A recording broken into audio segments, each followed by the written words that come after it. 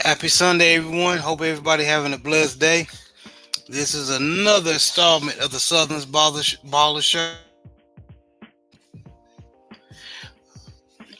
I have my co-host, Co 67 Sports TV. What's going on, brother?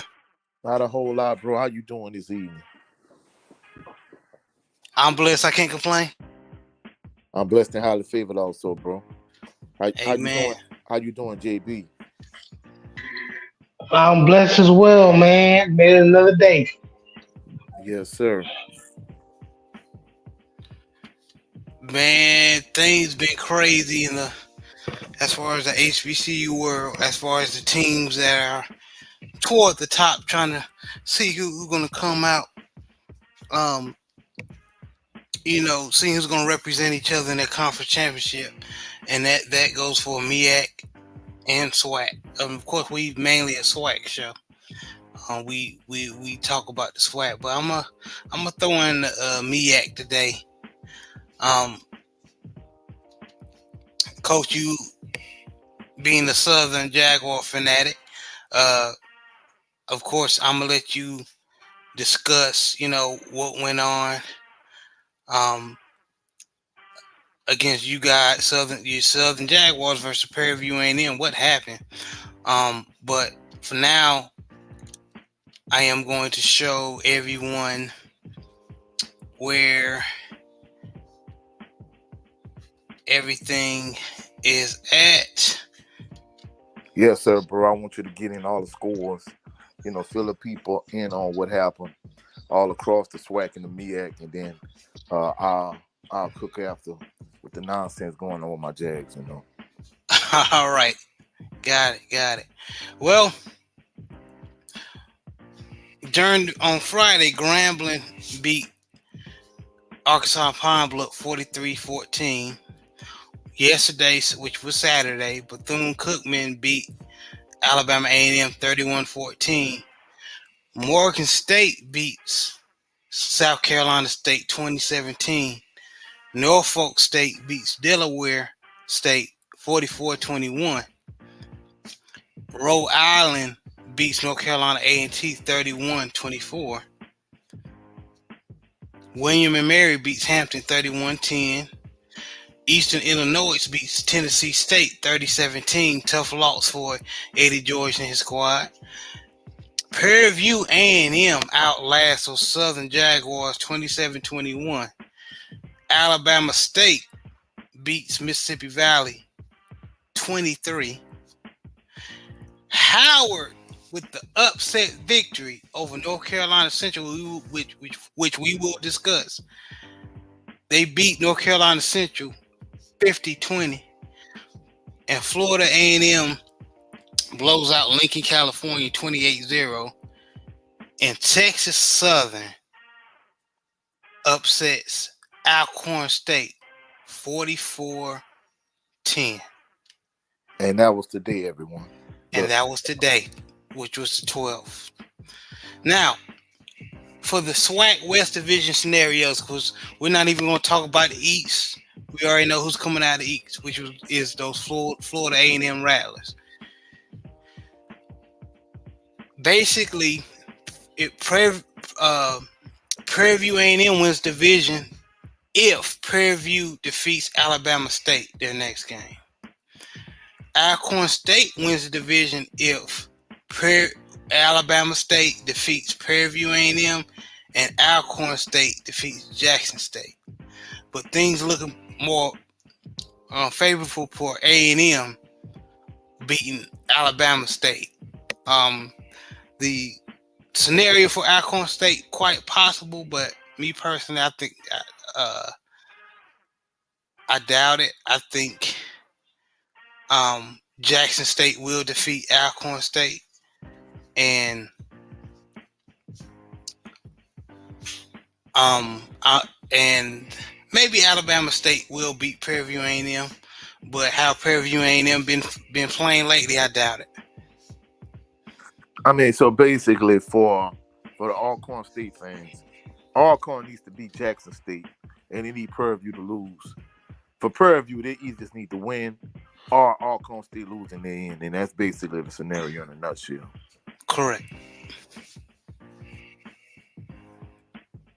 Correct. And Alcorn State ain't beating Jackson State, in my opinion. I don't know. I've seen both. Wait. Let me stop. You're right, Coach. I've seen both of them up close and personal. Truthfully speaking, I say they're evenly matched. This is not Coach Prime Jackson State team. So It's not. It's not. So truthfully speaking, this version of Jackson State is very beautiful. Southern could have easily beat Jackson State. FAMU pretty much gave Jackson State the business. This Jackson State team is very beautiful. I can kind of see that game going either way. I think it's a 50-50 type game. Yeah, I agree. The reason why I said wait, stop, because I said I picked Alcorn State to beat the brakes off of Texas Southern, and the complete opposite happened. So this is the bipolar SWAC. I call them. So you're definitely right. Anything could happen. Jackson State could slip and fall and lose to Alcorn State. Salute to Big Joe Towns. He said, salute to the family. My brother Brandon Brazil, aka 86 Ghosts. What's up? He says, yo. Salute, brother Joe Townsend, and salute Brandon Brazil. What's up, Town? And if y'all want to hop on, y'all let me know. I'm not planning to be on long tonight, but if y'all want to hop on, let me know, man. Brother Jared 11 Green said he here for a good time, not a long time, you know. Yeah, yes, sir. Fact. But yeah, man. Things gotten crazy, and then this is what blew my mind. We're gonna move on in the MEAC scenario. So in the MEAC, if those who didn't hear me, the number one team they were sitting at the top. Notice that I said were of the MEAC with North Carolina Central. They lost to Howard 50-20. Howard was ready for them, and they punched North Carolina Central in the mouth. Especially with their running game, they could not stop their running back. And forgive me, I don't know his name. I should, because he was run all over North Carolina Central. Here are scenarios for Howard. Howard is in if they win. All they have to do is beat Morgan State. And Morgan State is more than game in the MEAC. So that's not going to be easy. For North Carolina Central, they're in, meaning going to the Celebration Bowl if they beat Delaware State and Howard loses to Morgan State. And Morgan State will celebrate the Celebration Bowl if they beat Howard and North Carolina Central loses. Coach, which scenario you think is more realistic? You kind of cut out for a second, bro. Say that again. I was saying, which scenario you think is more realistic? No, that's what I was saying. When you was going over the scenario, it kind of cut out. Say that again. Okay, so Howard has to beat Morgan State for them to represent the MEAC in the Celebration Bowl. North Carolina Central has to beat Delaware State, and in addition, Howard has to lose. I like the Howard scenario better. The reason being is because you and I have talked about this behind the scenes. You know, even like teams I've coached myself, I don't like being in a scenario where I don't control my own destiny. If you need help, it's a problem. So I prefer the Howard route as opposed to, hey, I need help from this team, whatever. No, I like to control my own destiny. I agree. Brandon said I'm doing laundry. Hey, it's all good, bro. I'm glad you're listening, man. But and then the last scenario for Morgan State, coach, they have to beat Howard, and then North Carolina Central has to lose. Yeah, I like that. I like the Howard scenario. Me too. Me Yeah. too. So things have changed just like that night and day, like the weather. We was thinking North Carolina Central just gonna do a clean sweep. No sirree. That's not what happened. They definitely made things harder for themselves. Losing to Howard. And the Howard faithful, coach, they're not surprised. They knew they could beat North Carolina Central. They're not surprised at all. Yeah, I mean, you're supposed to feel that way. Mm-hmm. Yep. Yes, sir. Coach, what you think happened with that Texas Southern and Braves game? I caught the end of it. Matter of fact, me and Jay Good was in. They had it on YouTube live. Jay Good was in there. And I caught the end of it. It seemed like it was self-conflicted mistakes, and then TSU was just ready. Well, bro, you saying it's the bipolar SWAC. The crazy thing about it now is years ago, even maybe as recent as maybe a handful of years ago, the SWAC was known for being top heavy, meaning the teams at the top, whether it's Southern, Grambling, Alcorn State, Jackson State, those have pretty much been the perennial powers, especially, pre-SWAC championship, prior to, 99 before that, and even once you had the SWAC championship game, first SWAC championship game was Southern and Jackson State.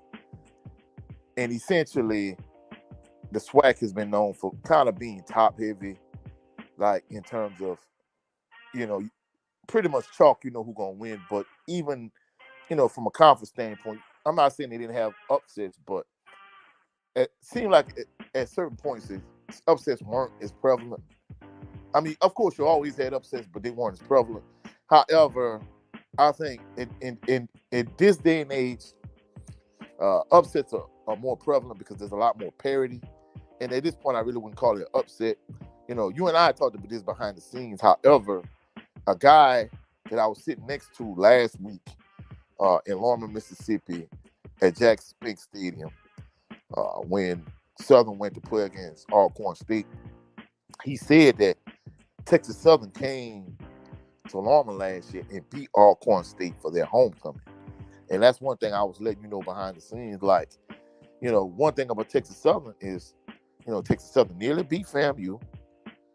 They basically nearly beat Southern. They nearly beat Prairie View. They nearly almost won all three of those games. However, the issue that they have is the fact that they can't close games. And I think the issue with Alcorn State, in addition to the fact that they lost to Texas Southern last year, I think they were on such an emotional high last week after they beat Southern. Essentially, today's game was a trap game for them. And it seemed as if they were looking past Texas Southern and looking forward to Jackson State next week. And that's where the problem and the issue came in.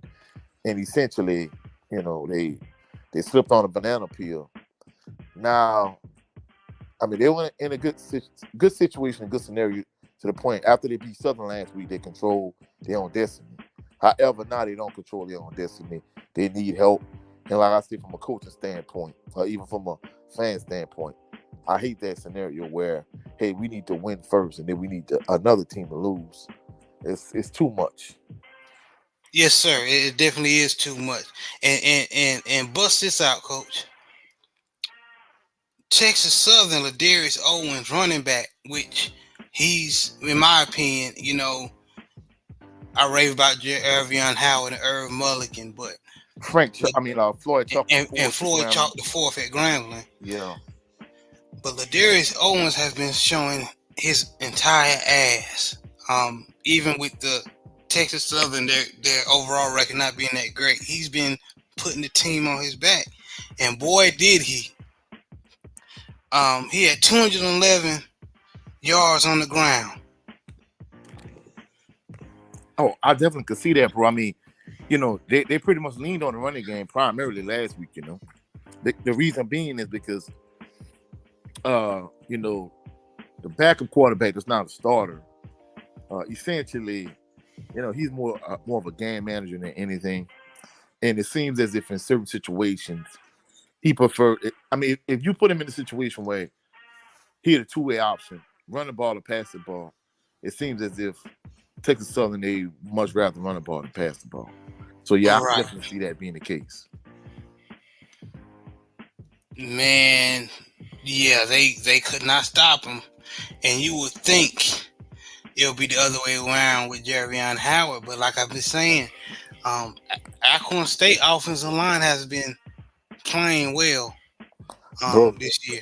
the way they came out and they played last week, like I said, it seems as if it was more Southern bad than Alcorn State good. But the way they played last week, maybe they were just up for the game. And then, of course, like I said, it was a real chippy game. I think the fact that they interacted during the introductions, where it seems as if all SWAC teams do this. You do your introduction, and you go to the opposite corner, or you go to the corner end zone. The corner end zone that Southern went to was where Alcorn was kind of like congregate before they did their introduction also. Right. So that interaction, it seems as if that got them trending in the right direction. They were really up for that particular game last week. Yeah. Coach, keep cooking real fast on can you start the conversation regarding the Southern game? What happened there? Well, I like to set the stage and the tempo by, not just talking about the game itself, but the atmosphere also. And truthfully speaking, in terms of the atmosphere, like for the most part, in terms of the game, when you go to Southern game, I didn't realize this till I went to the SWAC championship game, maybe about 3-4 years ago when Southern played against Alcorn State.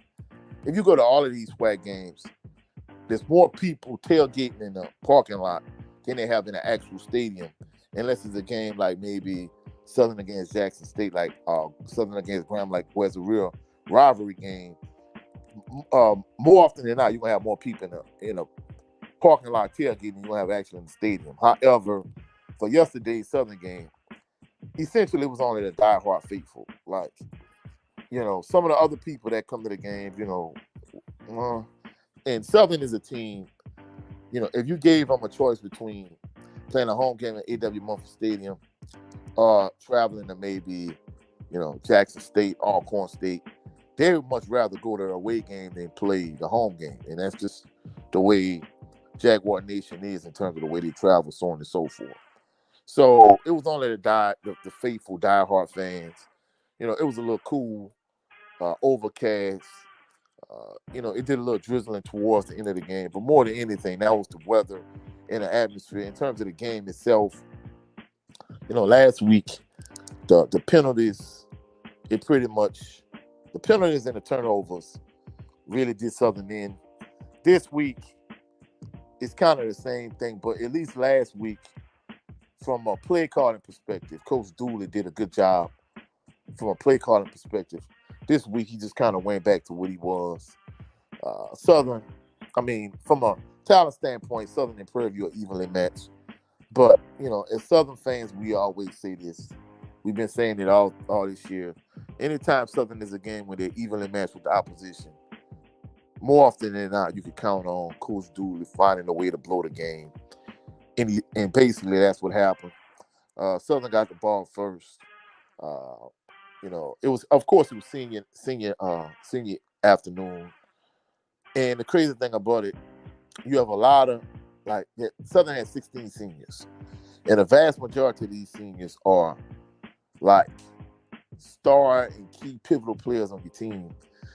If you look at Coach Richardson in his prime, whether it's 93, 95, 98, 99, 2003, this is the type of team he would lead to a SWAC championship.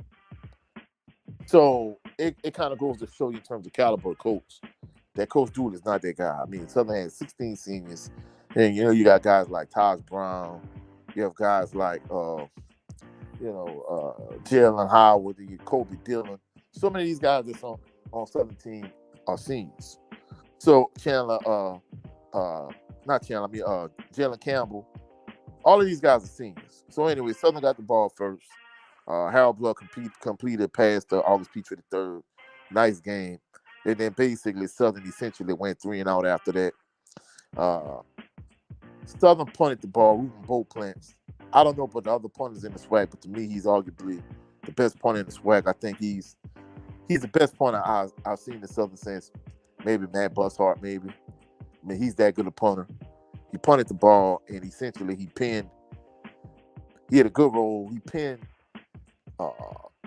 Purview inside the 3-yard line, bro.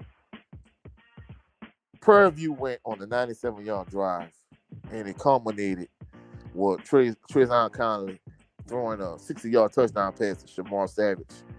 Shamar Savage killed Southern yesterday.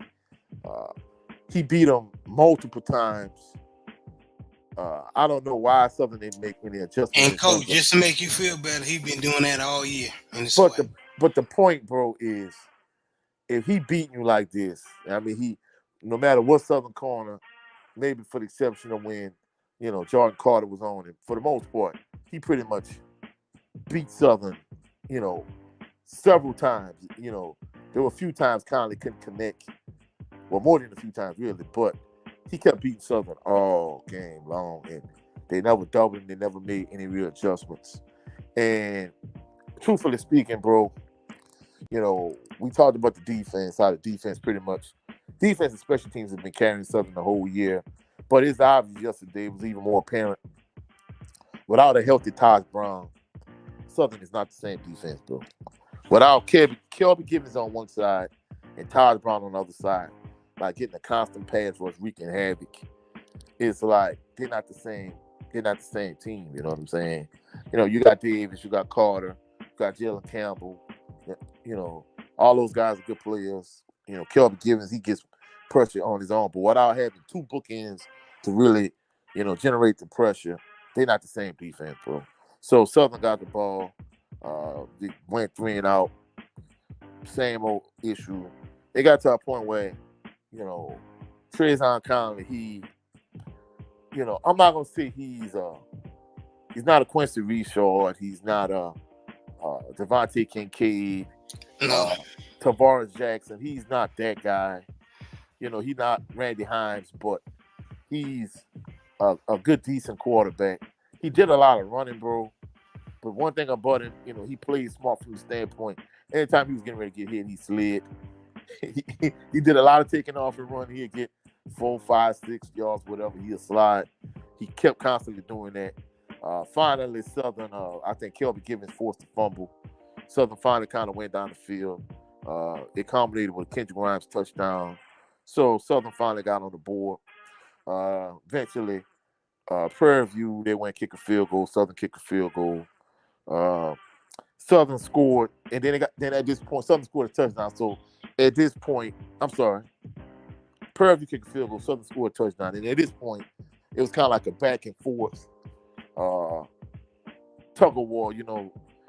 Prairie View was up 10-7, Southern up 14-10. Prairie View go up 17-14. It was like kind of back and forth type thing. Southern scored at the end of half. Southern go up 21-17.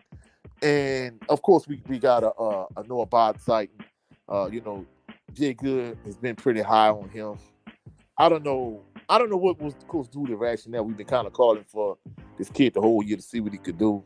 I don't know if he just did this kind of show like, hey, I know better than y'all know, or what. He came in the game, for the most part, when he came, all he did was hand the ball off to Kendrick Grimes more than anything. He had a couple good passes early.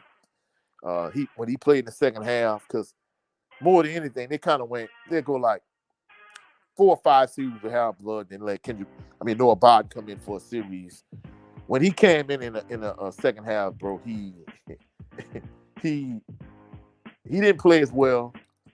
And the thing that kind of let me know he really don't have a lot of confidence in Noah Bod. Well, Noah Bod, when he did pass the ball in the second half, he struggled. It was kind of obvious that maybe Harold Blood, of the 3 quarterbacks that they have that they plan, not the 2 true freshmen in terms of Jay Tesson and Jalen Woods. Those guys, from what I understand from a talent standpoint, they're better than the 3 active quarterbacks. However, of the 3 active quarterbacks, I think Harold Blood is the better of the 3, and that's not saying much for Noah nor Dylan. And I'm just kind of being truthful. But it was a point in the game where, Southern was down 21-27. You in the fourth quarter, bro. This is the thing that just the minus side of the field, like the -25, -30. Bro, Coach Dooley ran the ball up the middle 3 times in a row. Noah's Harold Blood is not playing quarterback at this point. It's Noah. He's quarterbacking. And bro, he went for it on 4. I'm thinking to myself, okay, well, they're gonna roll out it. They're gonna do some kind of pass play. Bro, they ran the ball again. And at this point, a lot of the Boo Birds came out, Southern fans, they just kind of frustrated with Coach Dooley at this point. Some of them just left the game. And the crazy thing about it is, they try to put Taj Brown in the game in the fourth quarter to kind of give the defense some juice because, bro, I'm not gonna lie, Prairie just kind of marching, and they control the fourth quarter because Southern offense just couldn't generate enough offense offensively, and more than anything, bro, the defense really couldn't get it going like Tom, but the offense really wasn't doing much. It got to a point, bro, in the fourth quarter, especially after, Dooley ran the ball up the middle 4 times in a row. The Southern's defense was able to keep Purview out of the end zone, but the offense is just trash, bro. So at like the 5-minute mark in the fourth quarter, I left. When I got to the vehicle, I was listening to it on the vehicle. In the vehicle. Southern, the game was just about over by the time I got to the car. We were driving, leaving to go home. And basically, like a lot of Southern fans left before the final horn. At this point, bro, Coach Dooley needs to go. I don't ever advocate like for coaches losing their job, especially black coaches. But at the end of the day, bro, he's just not that guy. He's not getting the job done. Last night was senior afternoon. Hopefully, it was his last game as being a head coach at A.W. Mumford Stadium. Let him coach the Bayou Classic, and then y'all just need to part ways because he's not that guy. And after the game, I was listening to the broadcast. And of course, Coach Richardson gave Coach Dooley his seal of approval. That's the reason why Coach Dooley got the job over Kevin Sumner. And, basically they were saying that, hey, things need to change. That he's not, they say he's not getting the job done. However, they wouldn't go to the point where, hey, they're not advocating for him to get fired, but, some changes need to happen. And I'm like, yeah, standing back on the line, Coach Richardson, y'all being diplomatic. Some changes need to happen, and the changes, they need to get rid of him. And that's kind of the end of it. Essentially, it's the same story every week, But at least at that point, your defense was playing well. But it's to a point, without a healthy Taj Brown, it's not even the same defense. So basically, Southern struggling on both sides of the ball. At this point, bro, I wouldn't be shocked if Grambling beat them in the Bayou Classic. Damn. Being truthful, Yeah, how y'all playing, man? It seemed like y'all, like on the defense side of the ball, y'all was like a lot of them, not all, but most of them young brothers giving up, man. Like, that's what it seemed like. I don't think it's the fact that they're giving up. It's the fact that, at least when you had Taj Brown and Kelby Givens, you could lead the defense on the field for long stretches. They might bend a lot, but not break as much. They might give up a few scores, but they'll do enough to keep you in it. But it's like without him, even if the opposing offense isn't scoring, your offense is struggling and your offense is trash, and the opposing offense is just driving up and down the field. At least, with the whole situation with when Taj Brown was healthy, it was a different defense. But now it's like you bad on both sides of the ball. You bad offensively because your offense is trash, and defensively, you're not generating the same pressure that you did with having those bookends on each side, like Taj Brown on one side, Kelvin Gibbons on the other side. So, but it's to the point now, bro. It's like the defense is just getting, had it not been for the forced fumble, I think it was Kelvin Gibbons, either Morgan or Gibbons, they forced the fumble. But outside of that, bro, I think had it not been for that, I think the game probably could have got out of hand in the first quarter because Prairie View was up and Prairie View was driving again, and they forced the fumble. That allowed the offense to go down the field and score. But other than that, bro, I think if you put Southern at a 2-score deficit, the offense is not good enough.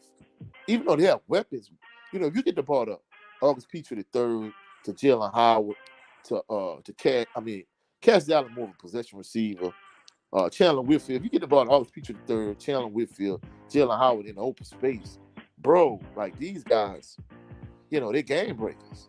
But more often than not, you're really not getting the ball where they need it.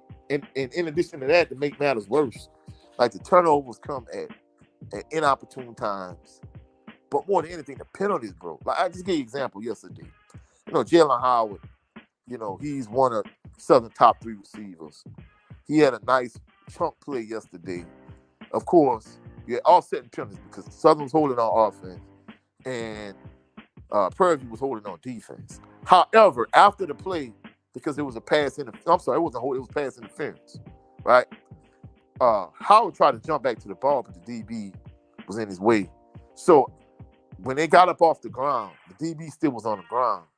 Jalen Howard stepped over him, and as he was stepping over him, he kneeled on him, and the referee threw the flag. So we thinking it's offsetting penalties because we know it's holding on Southern, and we know it's pass interference on Prairie View. However, it was holding on Southern, and it was pass interference on Prairie View. However, you also got the unsportsmanlike penalty. We didn't know it was holding also, so we thought it was pass interference and unsportsmanlike conduct. However, it ended up being unsportsmanlike conduct and pass interference. So those penalties offset. The holding and the holding penalty and the pass interference offset. So now you add your unsportsmanlike conduct penalty for kneeling on the guy as you crossed over him. Now instead of it being 3rd and 10, now it's 3rd and 25. I'm thinking to myself, oh my goodness. They can't win for losing. Yeah, so I'm like, bro, even you're one of your top 3 receivers. You're one of your kick returners. Like he doing stupid stuff. I'm like, bro, like y'all offensively, y'all are not good enough to put yourself in the hole. I think it's a culture.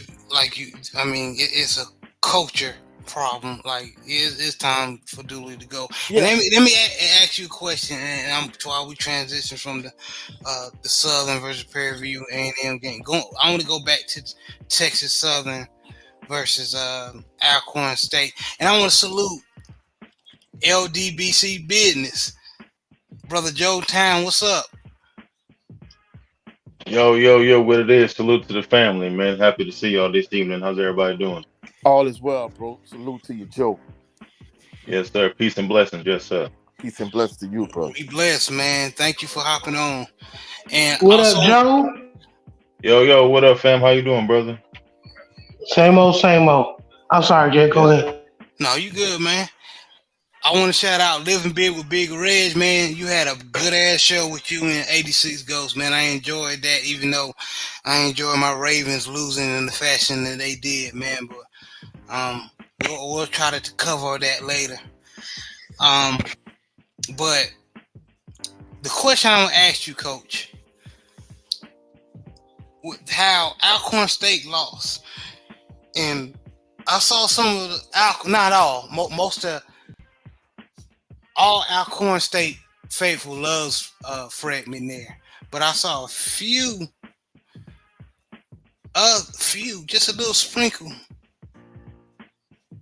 of Alcorn State faithful saying it's time for Fred McNair to go. Like you guys in Southern are feeling about Dooley. What you think about that, or y'all they just having a bad up and down season? Well, bro, I'm gonna just kind of be truthful.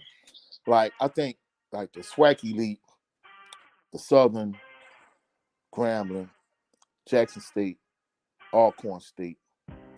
The reason why I really didn't add FAMU in because FAMU is predominantly been a MEAC team. They just joined the SWAC recently, but over the years, the top teams in the MEAC have been FAMU, Howard, Hampton, North Carolina A&T, South Carolina State. It was always kind of rotational. Whereas in the SWAC, it's kind of always been.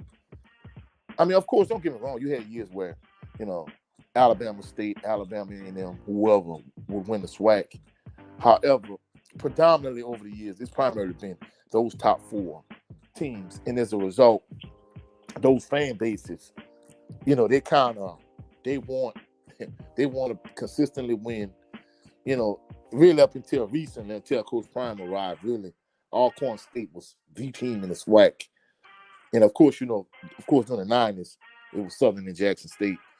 At one point, Yep. In the 80s and at certain points during the 90s and the 2000s, it was Grambling. So those kind of been like the top tier teams in the SWAC.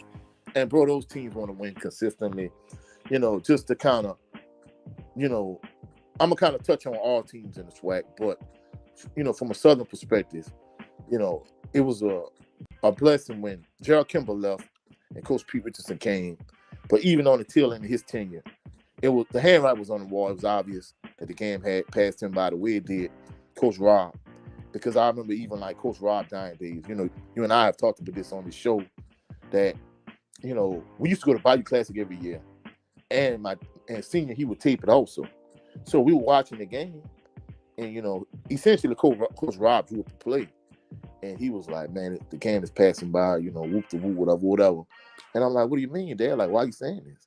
He was like, son, you don't understand. Like, he's drawing up a play in the dirt. And I'm like, okay, so what's the problem? He was like, they basically ran that same play the whole game. And I'm like, wow. When he said that, I'm like, yeah, I think, I'm not saying he was senile, but maybe, from a mental standpoint, the game had passed him by. He was kind of losing it a little bit. And even Coach Richardson, like, I remember the night they lost, this was like, Prairie View had lost, like, they were in the streak where they lost, like, with 60-some games, like 66 games in a row or whatever. And Henry Frazier III built that team up.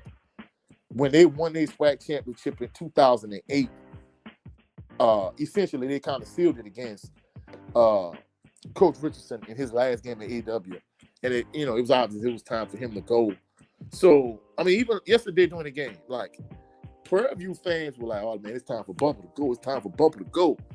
And I'm like, bro, if y'all win this game, y'all in the driver's seat if Texas Southern win, which we didn't know they were going to win. But I knew it was a chance it could happen because it's the SWAC. So, we Southern fans saying it was time for Dooley to go, especially with all the stupid penalties. And like we said, the culture, like you saying, bro, it's a culture thing because if y'all gave Coach Odoms all this flack for being the most penalized team in the SWAC, you got to give Coach Dooley the same flack for having the most penalized team in the SWAC at this point also. So it's a culture thing. So Southern was saying that they wanted their coach to go yesterday at the game. And Prairie View was saying the same thing. Because, of course, it wasn't as many as the Alcorn State and Jackson State fans when they come to AW. But Prairie View represented well yesterday at the game. Considering, from a attendance standpoint, it was on the lower end, compared to other games they had during the course of the season. So, but Prairie View represented, and even Prairie View wanted their coach to go. So, bro, those teams, Southern, Grambling, Alcorn State, Jackson State, of course, Jackson State fans probably really not going to see this right now because TC Taylor just taking over. But, bro, in a couple of years, if Jackson State is where they are right now, J State fans are going to want him out too, bro. I'm just kind of being truthful. Just think about it, bro. FAMU fans. No, you ain't lying. FAMU fans, they were complaining about, Jeremy Musa, at the game. I'm like, what are y'all complaining about? He's the best quarterback in the SWAC. Like what the F are you talking about? So that's the nature of fans, bro.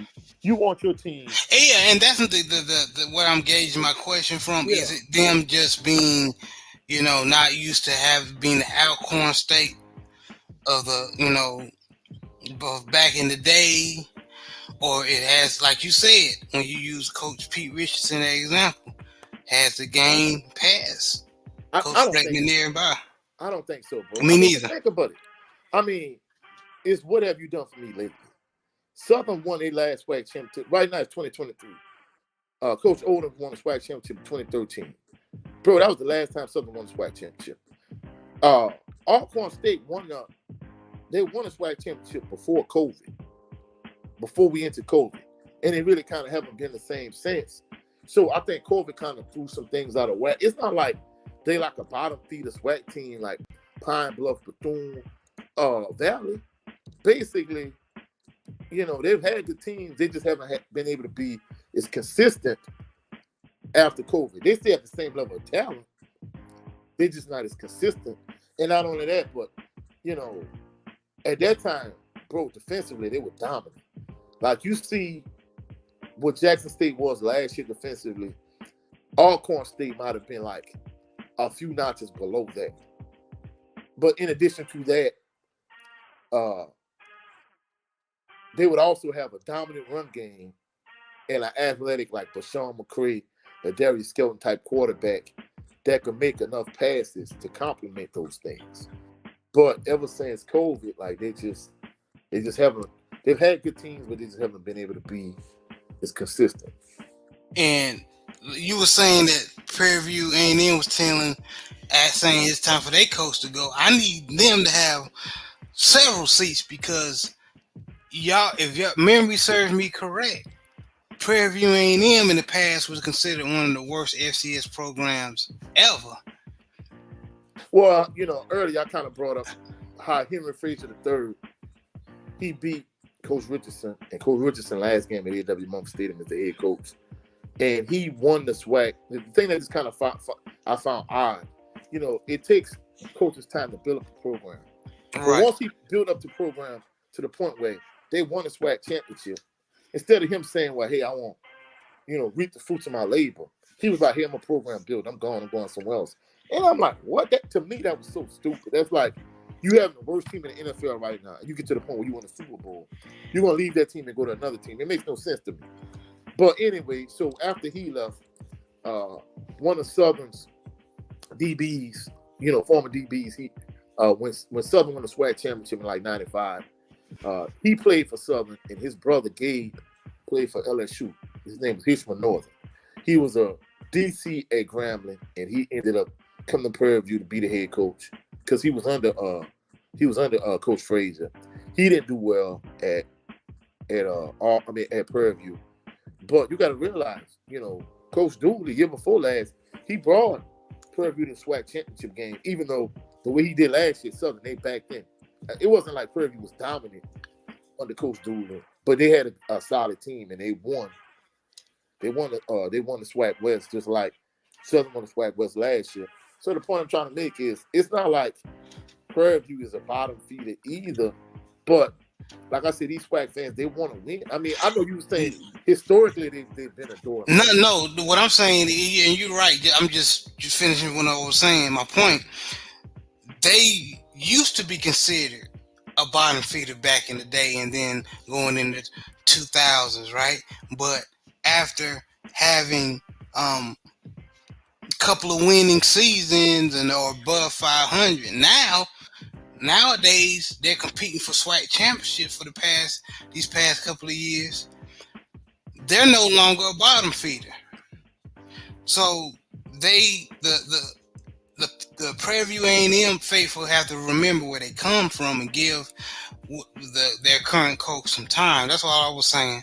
Yeah, no. I agree with you because, I told him this at the game. I'm like, well, hey, if y'all want him out, hey, will y'all take Coach Dooley back? They're like, oh, no. I mean, they say this point blank. But the point I'm trying to make is I think once Coach Frazier built up that program and, he got him to the point where he showed, like, in the state of Texas, even though we were a bottom feeder, like, we have all this talent in the state of Texas because he recruited Texas and Louisiana well.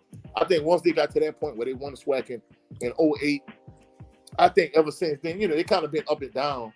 But I think they're at a point now where they feel like they've kind of joined the party, and they feel like, especially the year before last, we was in the SWAC championship game against Jackson State, and we did decent. I think they feel like they're right there at the table also as far as they're concerned,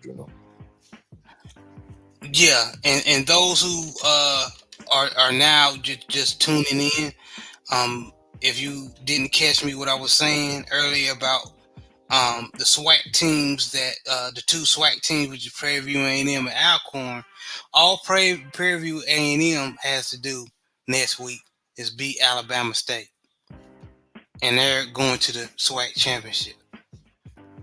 Now, if they lose to Alabama State and then Alcorn State defeats Jackson State, then Alcorn, of course, will win the SWAC championship. But I think it's more. I think Prairie View A&M has a better chance beating Bama State. Yeah, I mean, either way, Prairie View is definitely in the driver's seat.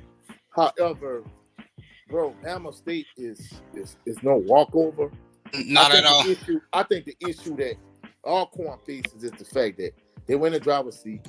They slipped on the banana peel today, and they need to beat Jackson State, and Alabama State needs to beat Prairie View. And I mean, both things can happen, but you need too much help as far as I'm concerned.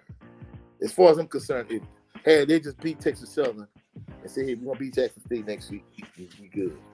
So I think, Prairie View is definitely in the driver's seat at this point. Things could go either way. But if I was a gambling person, which I'm not, I'll put my money on Prairie View at this point. All right.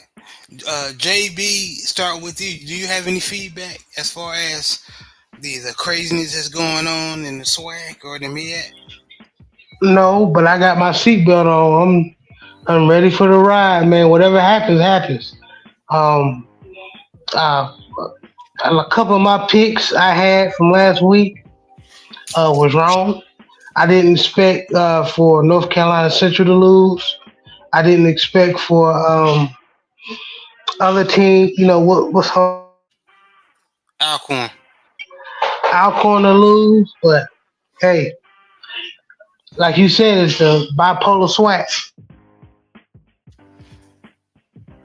Joe Town, I know you just coming in, and you got any feedback or any knowledge of the topic?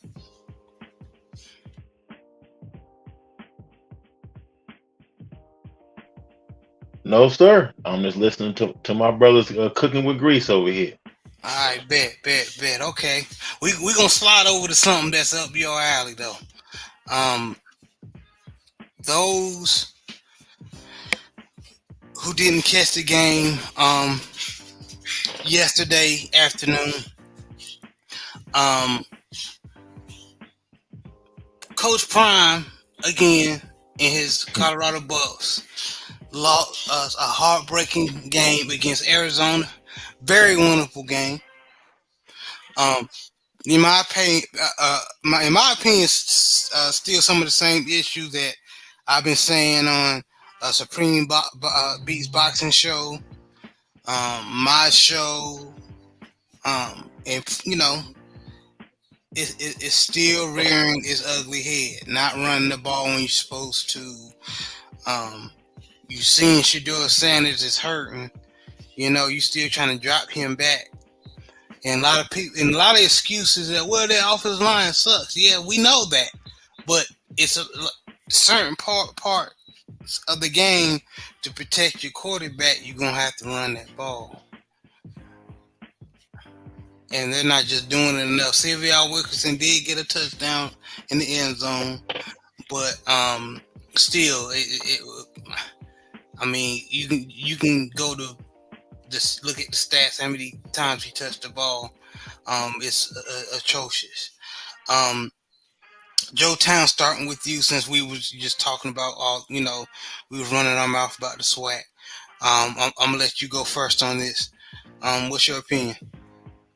Oh no, y'all good, brother. No, the SWAC, HBCU is just if not more important than the other football. So I'm glad to Yes, hear sir. y'all cook on that. You know what I mean? So, um, yeah, Colorado, 30 rushes, only 77 yards. So and obviously, um, when you don't run the ball efficiently, you just don't win that well. And then you have Arizona. They had 27 carries for 207 yards. So we know it's a pattern where teams who run the ball, they win. Coach Sanders said in his press conference, that we're trying to run the ball, they're just having a hard time doing it. I don't know why that is, but that's having a hard time running the ball. Shador said he's starting to get more comfortable with the new coordinator now.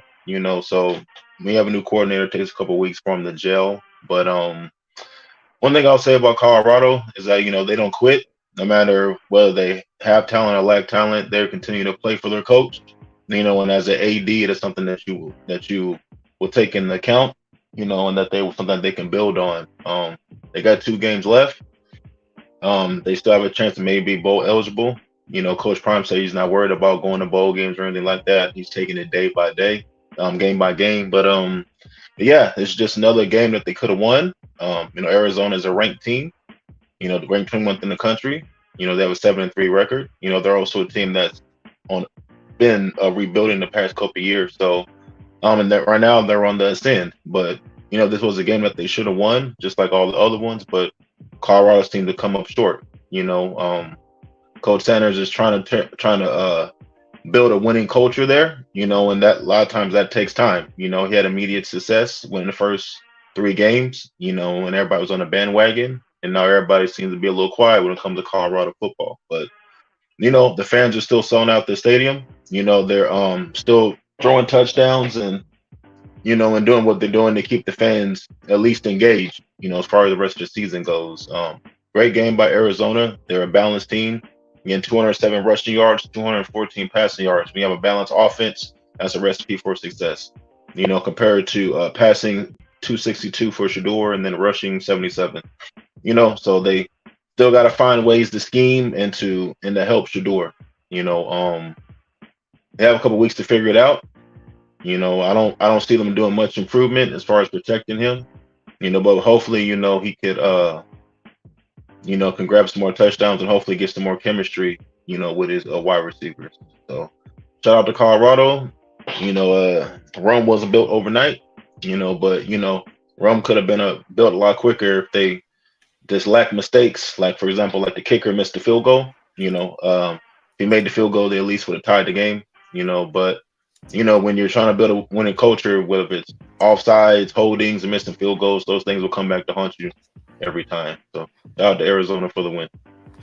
Shout out to Arizona. And speaking of Rome, you said you used to frame an old school phrase. Rome wasn't built in a day. Well, nowadays people act like it. Like I'm reading this article.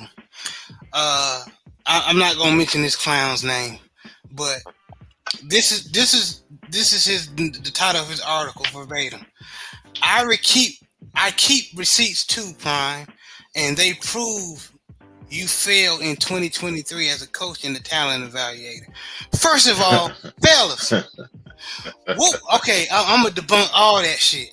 So that's something personal, right? So, you don't, how you a reporter, you don't know what you're looking at. Sports reporter, football. What was Colorado's record last year? They won and lost everything else. Correct, 1-11. What is their record now? They are 4-6. 4-6. So I'm not a real big math guy. Last time I checked, 4-6 is better than 1-11, right? It sure is. And a couple of games they were competitive in, and they could have won. And that's why we're talking about it, the bad coaching decisions and schemes and stuff like that. But they're in these games, so now I'm not saying Coach Prime is perfect. Mhm. Yeah, thank you for muting, JB. I'm not saying Coach Prime is perfect. I'll be on that ass as far as some of the things that pause. You know what I mean? Um, uh, I will say something I disagree with that I feel like he's doing, or he putting his players or his son in a bad position. But I feel like overall he's done a great job.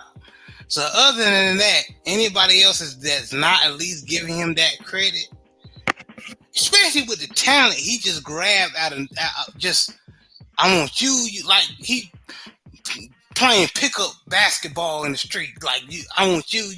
That's what he did in the draft portal, and he's trying to make it work with this hosh posh of talent. Mm-hmm. So it baffles me that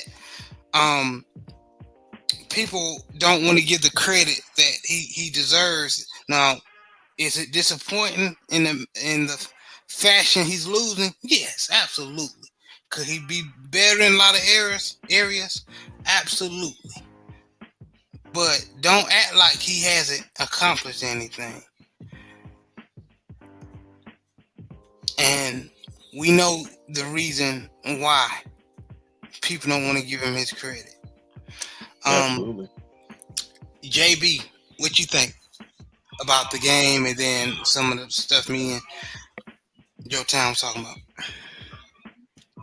I mean, Town, verified a lot, and then you finished it off. I mean, look, man, I gotta give you and Coach credit. A couple of months ago, before the season start, especially Coach 67, he said that everybody should, chill out, be excited, but understand that he went through this when he took over Jackson State. I believe they went 5-5 or 6-5 or something like that. When he took over Jackson State, Yeah, in the spring season, yeah. yeah, it's. I mean, look, those teams he's losing to, they got chemistry. Like the USC's, the Arizonas, the Oregons. Hell, even The Stanford. they shouldn't have lost to Stanford. They shouldn't have lost to Stanford. But they still But got chemistry. yeah, they got chemistry. They got chemistry of getting their ass whooped, but they shouldn't have lost to Stanford. That's where I criticize Coach Prime and them. See, on this show, we'll give you your flowers, and then we will critique you when it's time to critique you. But a couple like we talk about like coaching schemes and running the ball more. That's what frustrates us, and some of the offensive coaching decisions in certain game situations. But other than that, I mean, compare it to when everybody just get out their emotions and sit back and look how where he took this program from now to where it was last year. Everybody just need to chill out. Just give him a couple of more years. Now in year probably 3, if they still trash, then roast his ass. You know what I'm saying? But everybody give Coach Prime some time to get that program together.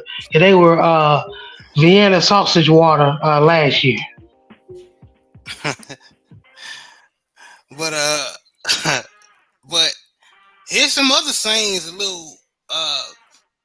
lot of people saying on these YouTube streets, in the sports streets.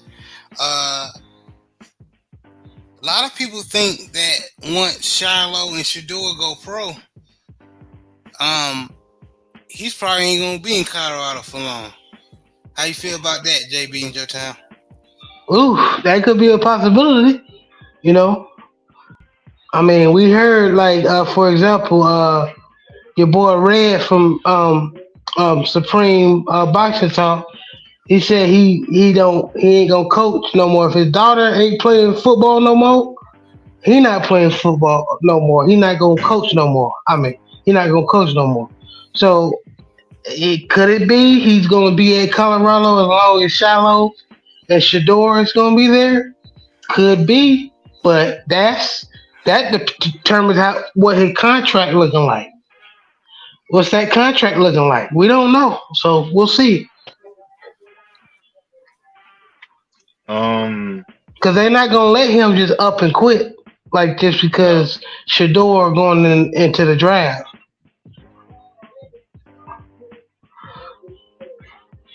right. Yeah, I don't envision Coach Prime leaving. I know I heard rumblings of Coach Prime going to Texas A&M because they fired their coach. I don't see Coach Prime as somebody who's like a wishy-washy, like you can dangle a carrot in front of his face and he'll just take it. Coach Prime seemed to be a guy who kind of stands on his word, and try to do the right thing. Coaches are coaches, so they're gonna say certain stuff, but when Shador and Shiloh goes, this is where recruiting comes in. If he has the ability to recruit. So if he can recruit the players, then keep on having momentum, why wouldn't he stay in Colorado? Now, if his kids leave and they turn to a shit show, then, then be easy for him, to walk out the door. But, I think it just going to depends on how hard he recruits to replace the talent that he has now.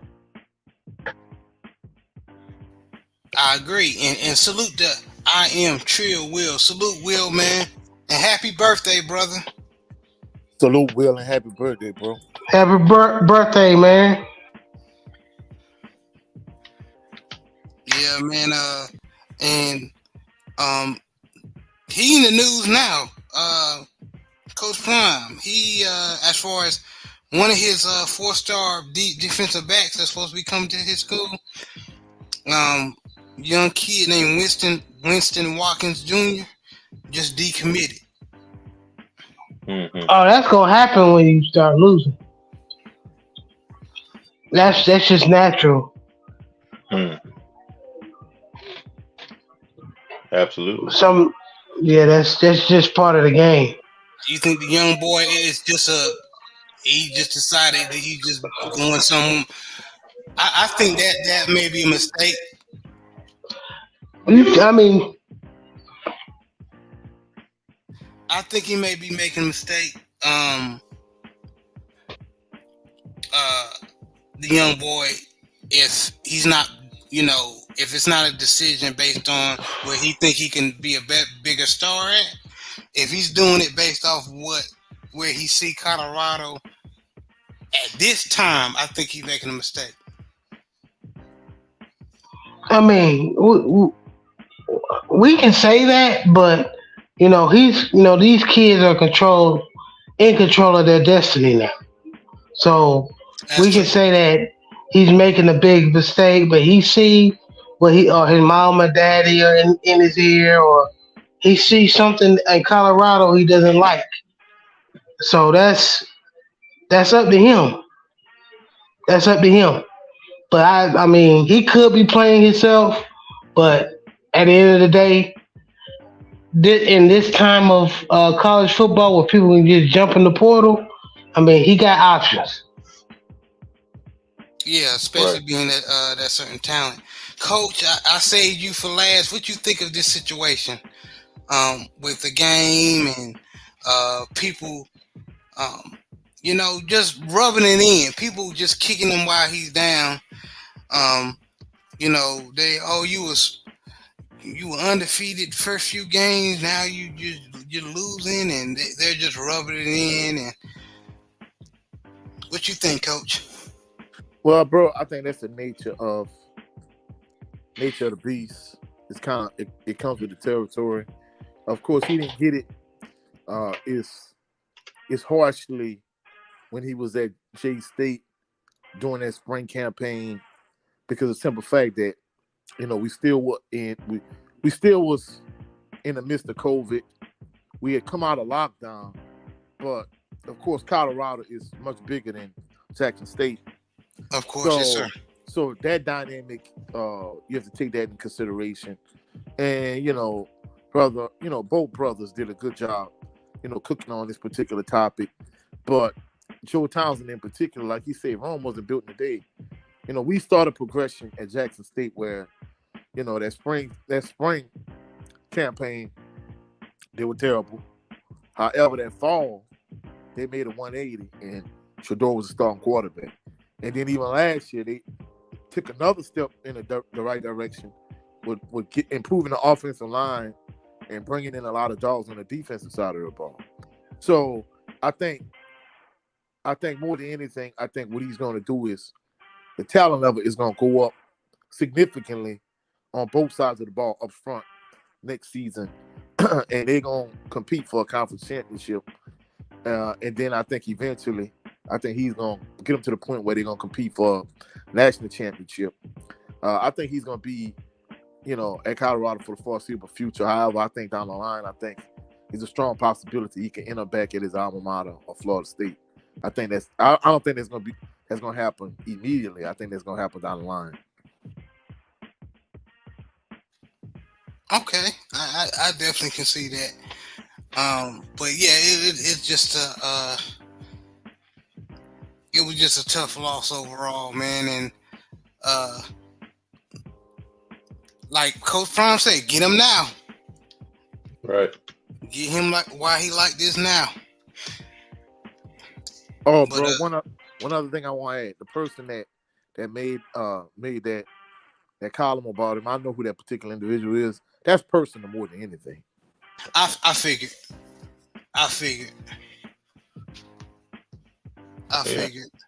Oh yeah, a lot of folks gonna come out the woodwork now who got a certain vendetta against Prime. Whether they jealous of his career or jealous of him just being him. A lot of times when you're not afraid to be in your own skin, you're afraid to be you. Everybody else tends to have an issue with that because they can't, they don't have the manhood to be themselves. That's why a lot of folks be fake every single day. So yeah, everybody gonna throw their darts now, but 2-3 years down the line, we gonna see, and I think again, they're going in the right direction. They won games. I mean, like last year, the 2022 team, they only had 2,075 passing yards total for the whole year.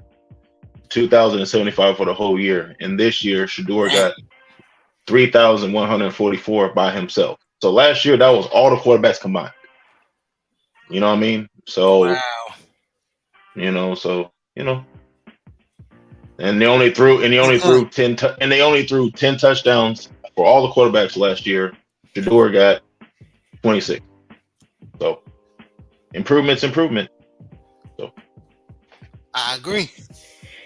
It's hard to overlook the improvements that have been done for the Colorado Bucks. But they do have their work cut out for them in the future. If I was Prime, I would just recruit offensive line, defensive line, and I think he'll come natural.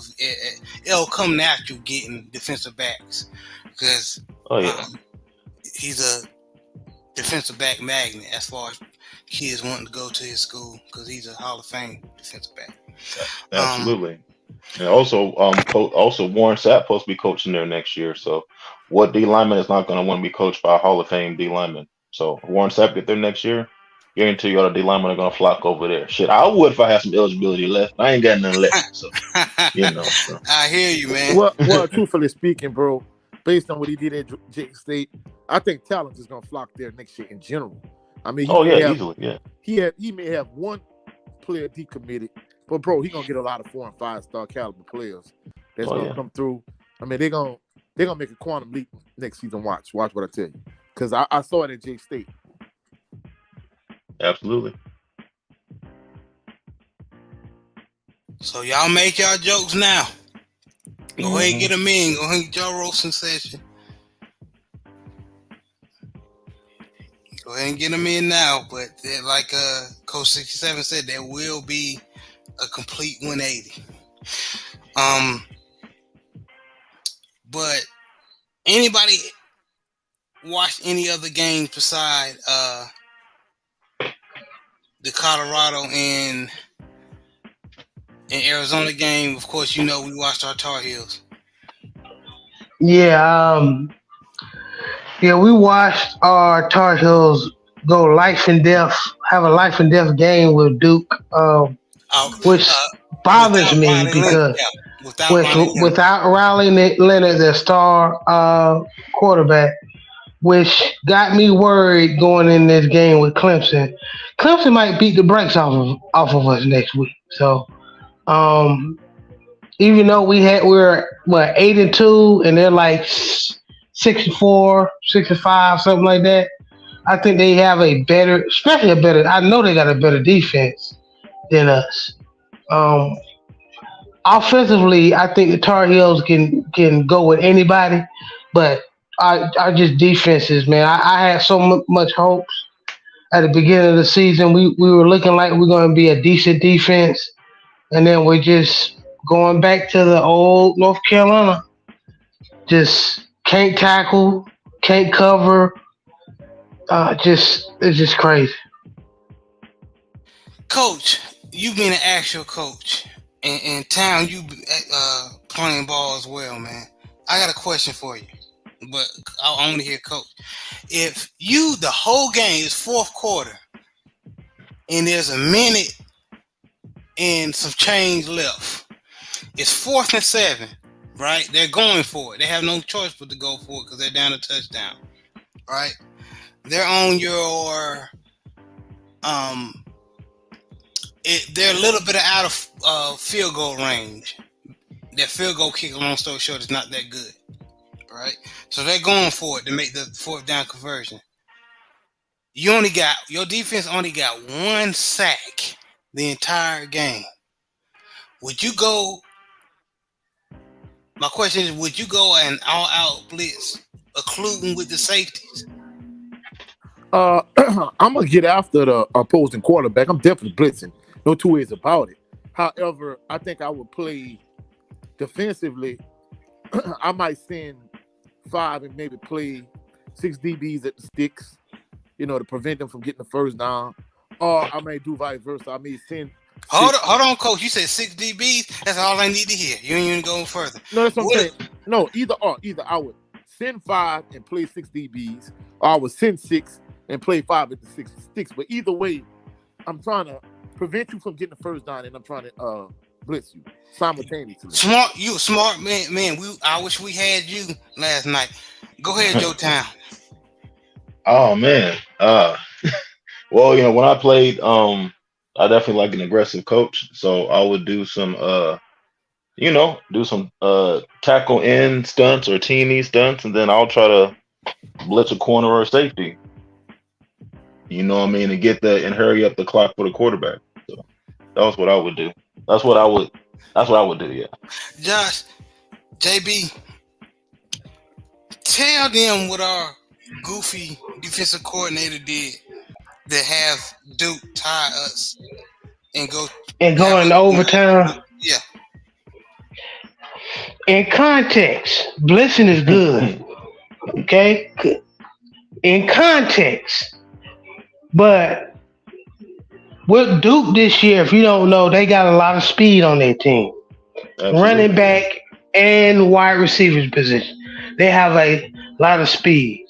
We're playing a freshman quarterback, right?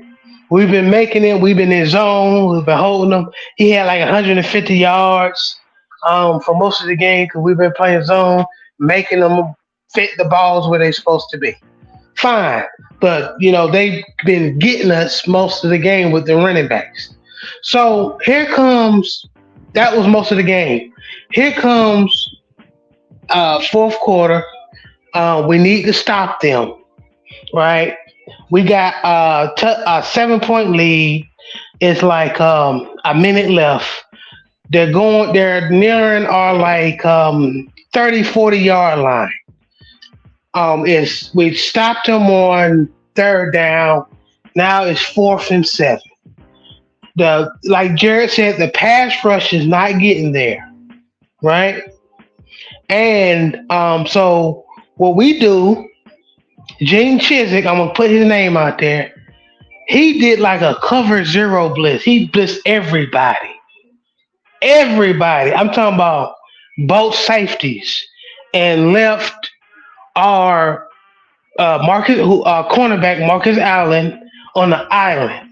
And Marcus Allen is a average to below average corner. He's okay, but he's not somebody you want to leave on the island. And homie just ran right past him. Just walk. You might as well walk right past him. I mean, he was fast now. And that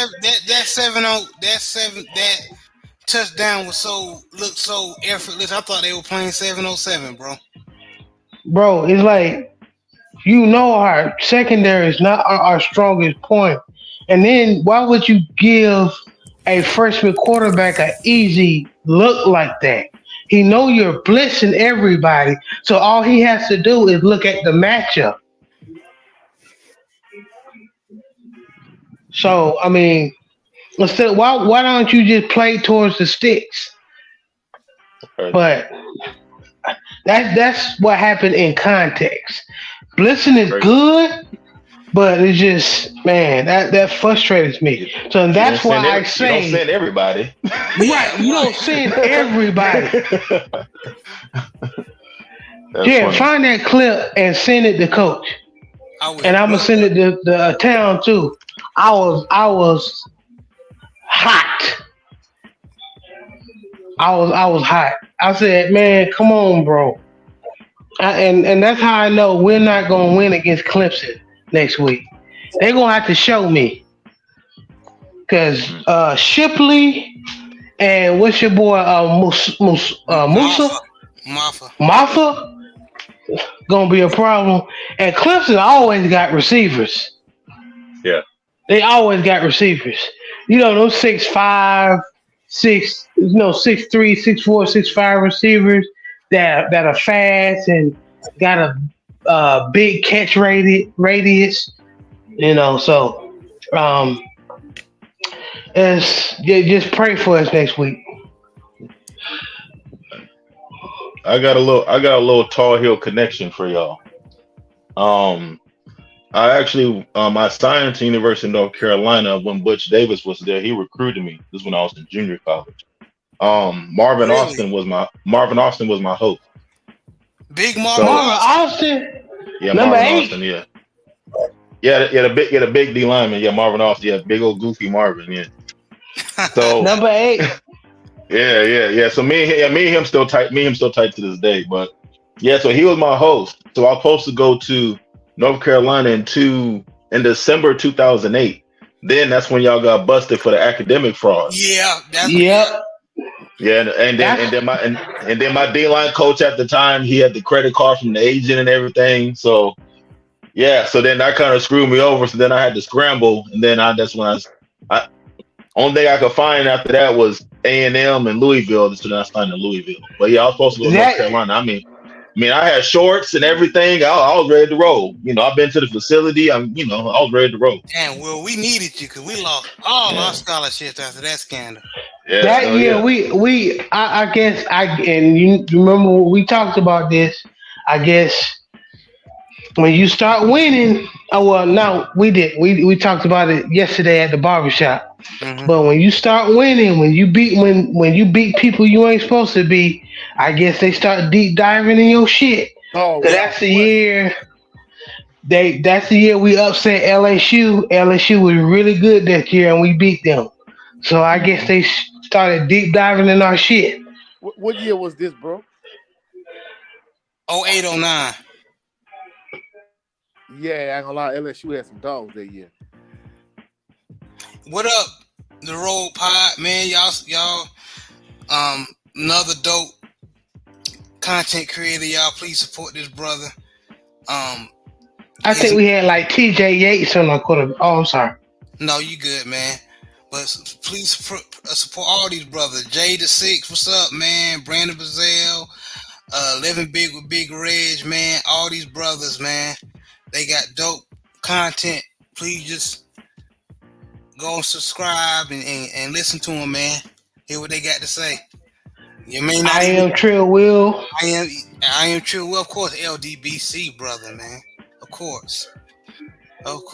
Y'all may not even need cable after listening to these brothers, man. Real talk. But that's the year we got man, that's cool as hell, man. Like So this is what I'm talking about, guys. Like on my show, I bring people that actually play the game, coach the game. You know what I mean? You're speaking to a real live D1 athlete right now that's on the panel right now.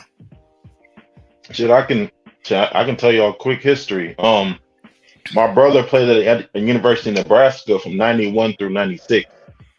So I was there with Tom Osborne, Tommy Frazier, Lawrence Phillips, all them dudes. So I Damn. grew up around that. My brother played in NFL Europe and also a little bit for the Saints. So I live in the Bay Area, so my brother would always train with like Ricky Waters, Jerry Rice, Coach Parks, and all those guys. So I grew up around football my whole life. So yeah, Ronnie Lott's like my godfather. So yeah, I've been around That's football my what's whole up, life. bro. Hold up, bro. So Your brother played for the Saints. What's your brother's name is?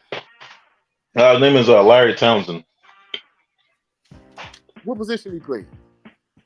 3 technique. Yeah. Okay. So yeah. So me, I played high school. I was I was young. I graduated when I was like my senior year. I was like 16. So I started school way early. I was one of them kids like, oh, I don't need to go to school. I play football. I was one of them Negroes. So so my grades were real low. So I needed a high SAT score and ACT score. So I missed my ACT score by 4 points. And then during that time I signed with Washington State. So I grade shirted with Washington State, missed my ACT score again. Then I went the JUCO route. And then I signed with Nebraska. Played my first year, signed with Nebraska. And then before I probably go to Nebraska, then that was when Callahan was there. He got fired.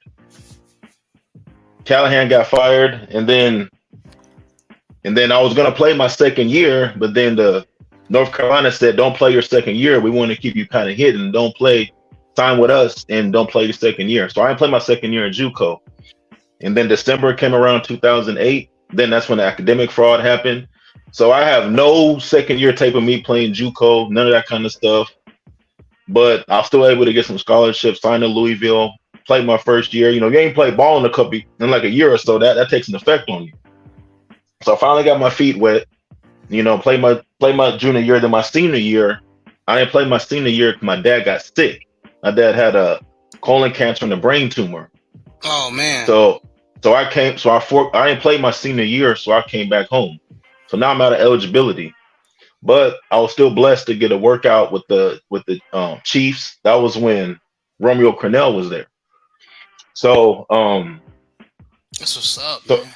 so I was able to get a tryout. And I made it to the training camp. 2 weeks in the training camp. Almost tore my hamstring almost off the bone. That was it. That was my career. Damn, man. Wow, bro, that's a phenomenal story, bro. It is, bro. And nowadays, bro, you know what's so messed up, bro? Like nowadays, man, how it's easy for you, because back then in the 2090s, anything dealing with the hamstring or like the knee, I mean, they pretty much saying your career's over. Nowadays, you out for a year, there's a medical, situations you can go through. So, man, that's a phenomenal story, bro. Yes, I'm sir. glad you shared, bro. Like, Man, no I appreciate problem, you sharing that story with us, man. Yeah, no problem. Man. Yeah, I know I kind of jumped on last time. I didn't tell y'all, kind of my background, but yeah, I love football. I wish I was able to accomplish my dreams, but I'm grateful for the experiences that I had and the people that I met, so football definitely taught me a lot about life in man, general. I met a lot of good people. So yeah. yeah, man, people ain't even sniff a training camp, bro. Oh man, that's cutthroat, man. Oh man, that's cutthroat. They ain't playing up everybody up there for a reason. They ain't playing no games up there. Telling you, bro. Fact. Don't let that's a yeah, man. People all want to make the NFL roster and win the Super Bowl ring, but you talented enough to get called up, man, and going to the training camp. I mean, you was a dog, bro. For real, Yes, sir. man, man. But any Sorry about any that, y'all. I just want to tip y'all a little. I'm sorry about that, y'all. no, there Hate to ain't feel no laugh. need I to just wanted to tell y'all, apologize. you know. No need to apologize, bro. I'm glad you shared, bro. That's But we are called the baller show. another baller, Jay Good, Big Jay Good. What's going on? Yeah, another one. But anybody else has had some games and interested in them as far as FBS ball? Um, yeah. Shout out to I watched the LSU Florida game. I watched the Alabama Kentucky game. Shout out to Milrose. I definitely had an interest in this game because, excuse my language, you know, fuck Kentucky. You know what I mean? But that's some rivalry stuff. But shout out to Milrose out there balling. He did his thing, set a record for Alabama. You know what I mean? He started off shaky, you know what I mean, but he came out and did his thing. You know, they tried to bench him for them two white boys, and you see that ain't work out for him. Now he out there balling, setting records, you know. So they talked about him, you know, being the Heisman contention, you know, and whatnot. And a lot of the announcers was hating on that.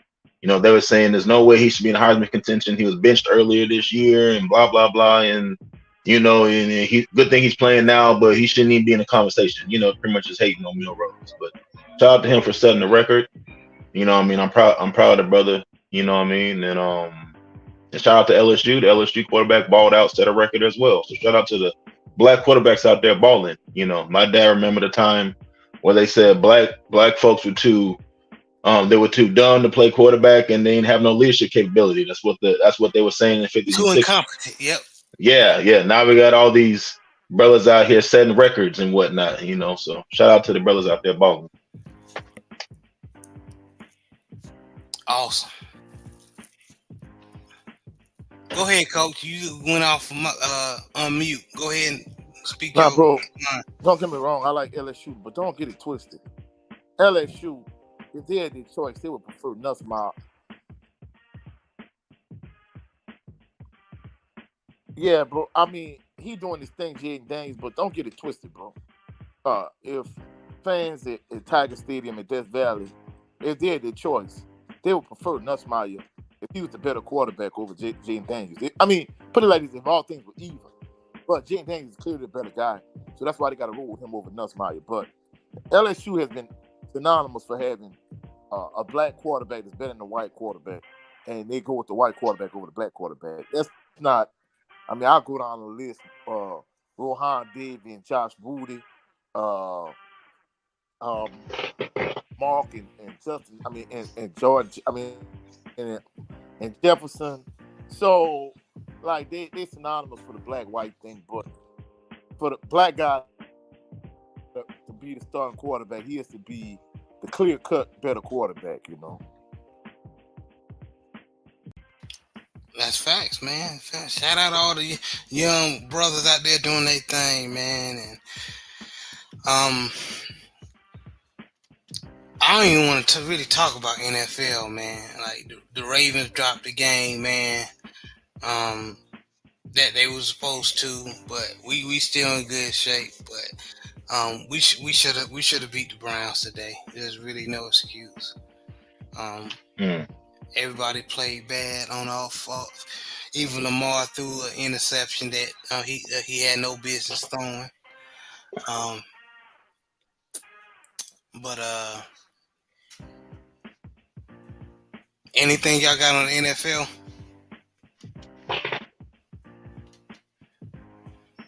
Yeah, we should have won that game. How you have somebody that ran for like almost 200 yards yesterday, and then you gave him 3 carries this week? What we've been talking about, right? Yep. Even in the pro league, that's why I really don't want to talk about it. But maybe I didn't want to. I didn't want to spoil, maybe coach or even Joe Town. wanted to talk about something they saw. You know, Joe Town don't really mess with NFL like that.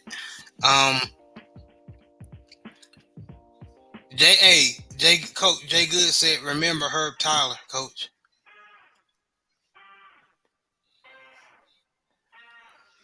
Hey, Coach, you hear me? Herb Tyler is another one. I mean, Mm-hmm. if they're at a white quarterback, if they're at a white quarterback,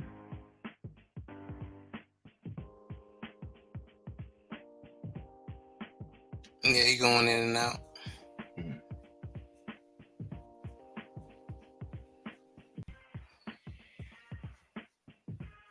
Coach, let me know when you fix your audio, brother. But Joe Town, you caught any NFL action? Oh yeah, I watched most of the games today. I saw the Texans Bengals game. Phenomenal game. Shout out to young CJ Stroud. You know, what I mean, he's out there showing that he's definitely mature beyond his years, and he seemed like he's picking up the game really fast, especially the speed of the game. A lot of quarterbacks, they throw him right in, and they struggle. Obviously, we see what's going on with the brother with the Panthers. But yeah, shout out Yep, to CJ Bryce Stroud. Young. Had a good game today. Mm. He even hit the OU in the end zone. So he feel comfortable in Ohio. And I definitely watched the Cowboys game. My dad's a huge Cowboys fan, so me and him watch the game all the time. So the Cowboys beat the brakes off the Giants. It's hard as a player. I sympathize with the players. It's hard knowing that you're not going to win, no matter how hard you try, because you don't have the talent and your quarterback is just not that good. So you're really just playing just to be playing. So they playing for a check, and they playing to put out good footage, good tape, so that way if they either stay with the Giants or they can make a trade to go somewhere else. So you don't want to go out there and play sloppy. You still got to give it your all, even though you're not going to win. So that's a tough place to be for a player. That's a tough place to be for a player, but again, Dak Prescott, black quarterback, won today. So, and shout out to also the Seahawks, black quarterback won today. So shout out to all the brothers in the NFL doing their thing. Shout out. And Coach, we going back to you with that responding to Jay Good and Herb Tyler.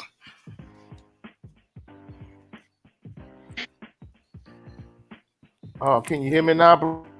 We can hear you now. Yes, sir. Can you hear me now? Yes, sir. Yes, sir.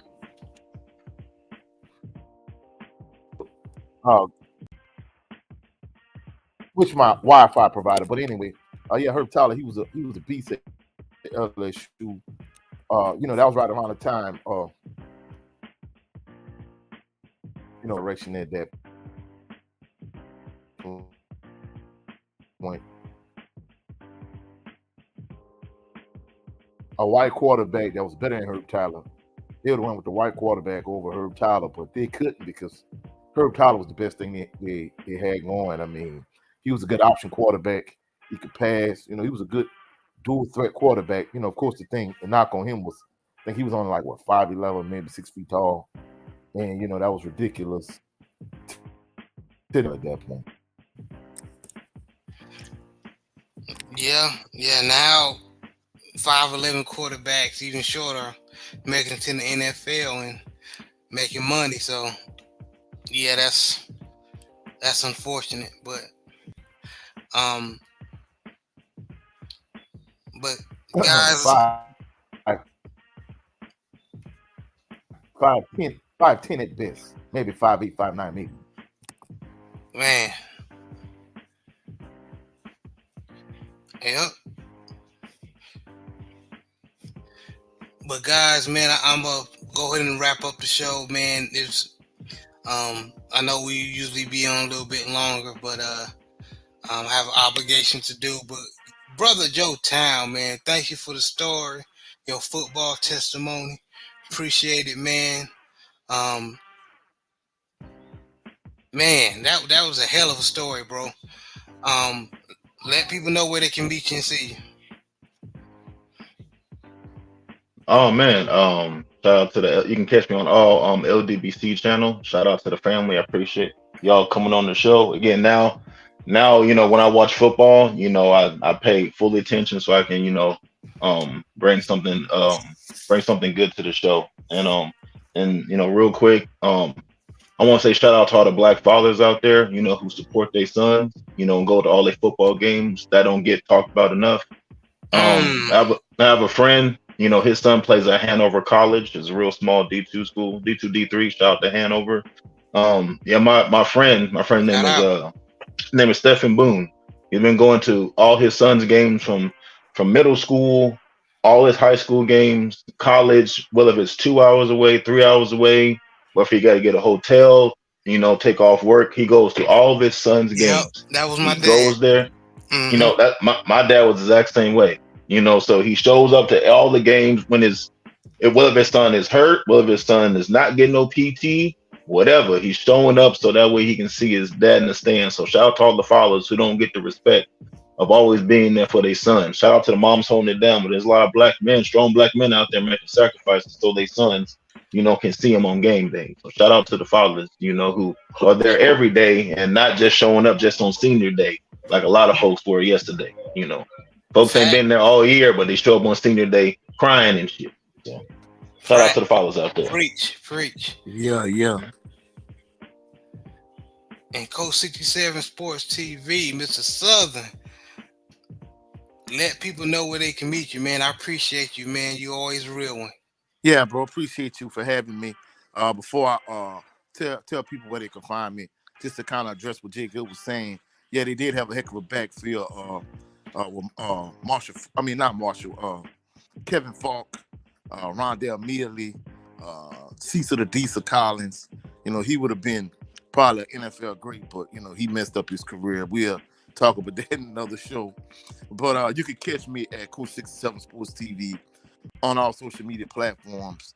You can catch me at Coach 67 Sports TV on X, you know, formerly known as Twitter, Instagram, TikTok, but more so here on YouTube more than any other social media platform. Later on, I'll upload my video in terms of my post-game reaction of Southern losing the Prairie View yesterday. Also, next week, 2 p.m. Central Standard Time on my channel on Cool 67 Sports TV, we're gonna try to make the triumphant return of Bayou Sports Talk episode 22. Yes. So check it out. Glad y'all had me on the show. Glad everyone, you know, for stopping through, showing us some love.